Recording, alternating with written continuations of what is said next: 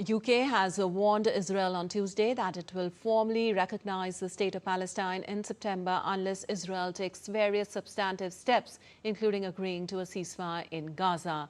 The potentially landmark move, a part of UK Prime Minister Keir Starmer's plan for a lasting peace, came after the British leader recalled his cabinet from recess for urgent talks on the worsening situation in the besieged territory.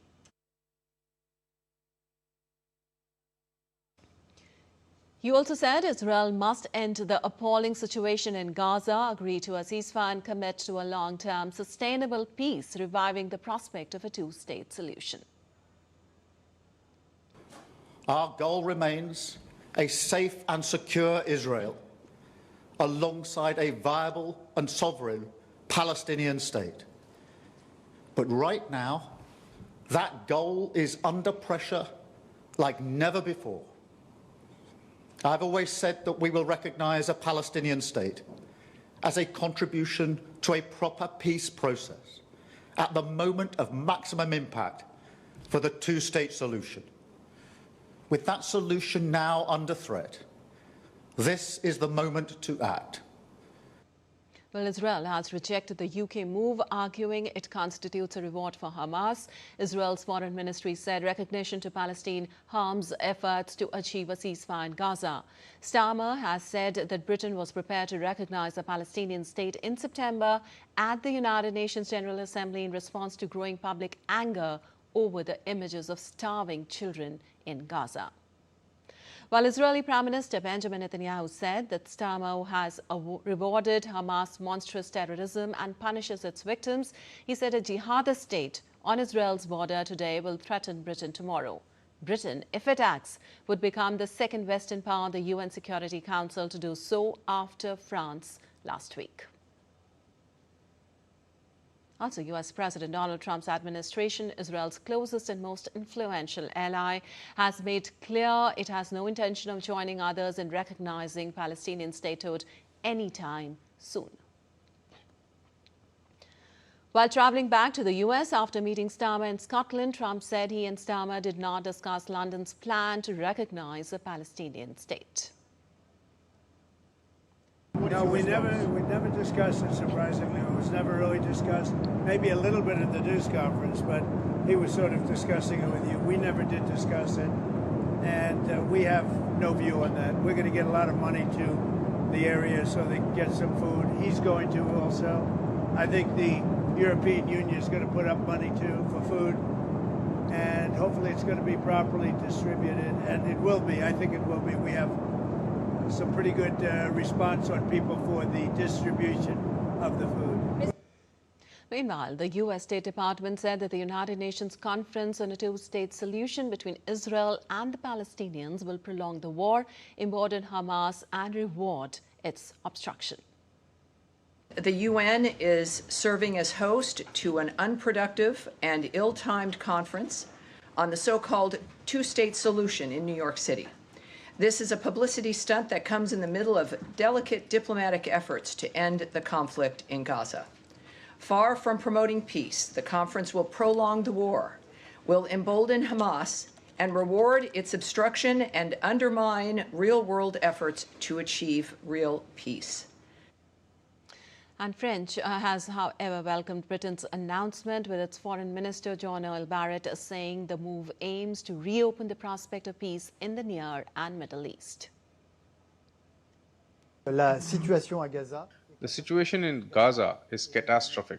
Gaza is now a death trap where, as I said yesterday at the United Nations General Assembly, bodies bear the scars of famine and minds are plagued by terror.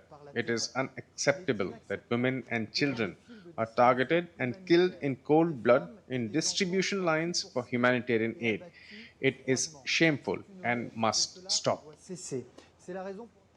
And for more on this, we have Shubhendu Ghosh joining us. Well, Shubhendu, to what extent do you think UK's potential recognition of Palestine reflect a broader shift in the Western policy towards the Israel-Palestine conflict? And how might this reshape international leverage over the peace process? Or how do we see global diplomacy redefining itself? Hello, Lipakshi. Yes, it's a major shift as far as the Western parts are concerned. We first have to emphasize on the context of what is going on. While the Gaza, Israel-Hamas fighting has been going on for over a year and a half now, what has really shaken the collective consciousness of the global community are images of famine and starving children that is coming out of Gaza. And that we have seen has prompted major Western powers to rethink their stance. First, France said that they plan to recognize Palestine as a state in September at the UN conference that France is playing an important role in organizing. And now the United Kingdom has also said that, but with conditions that if Israel does not adhere to certain conditions that UK has put, which includes an immediate ceasefire and large-scale supply of aid and support for those suffering in Gaza, UK would also take a step forward to recognize Palestine as a state. Now, this is going to be a big step forward as far as official recognition of the state of Palestine is concerned.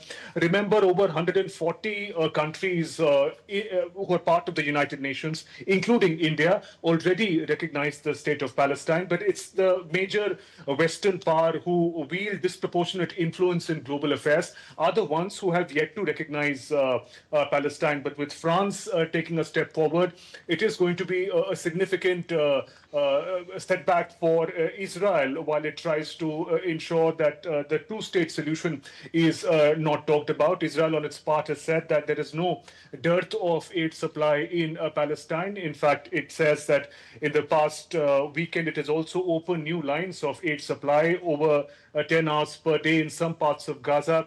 The fighting has been stopped in order to promote the supply of aids, but WHO of United Nations says that it is too late, too little as far as the conditions of famine in Palestine are concerned. So we see these diplomatic movements really happening, prompted by those very disturbing scenes coming out of Gaza. All right. Also, Shubhendu, with France, as we know that it's already recognizing Palestine and the United Kingdom signaling it may follow, how significant is this moment diplomatically? And could it isolate Israel further or push it towards compromise as far as the two-state solution is concerned? Well, diplomatic steps do take their own time, Lipakshi. Recognition of Palestine does not immediately ensure a Palestinian state. There are complex concepts of territorial integrity of Palestine, which would also come into place. But yes, on paper, recognition of Palestine as a state, but by major power, first by France, and if UK also goes in the same direction, would definitely signal major divisions as far as the Western parts are concerned. Remember, United States continues to put its weight behind its all-weather ally Israel. It has in fact played down the significance of the UN conference that will happen in September, saying it's futile and it in fact hampers the delicate peacemaking procedures that are on and are being led by United States. But it will, in principle, most definitely push the world into recognizing the right of the Palestinian people to exist peacefully in their own state. It will push for that two-state solution that seems in principle far away at the moment, where the fighting has been going on for a year and a half.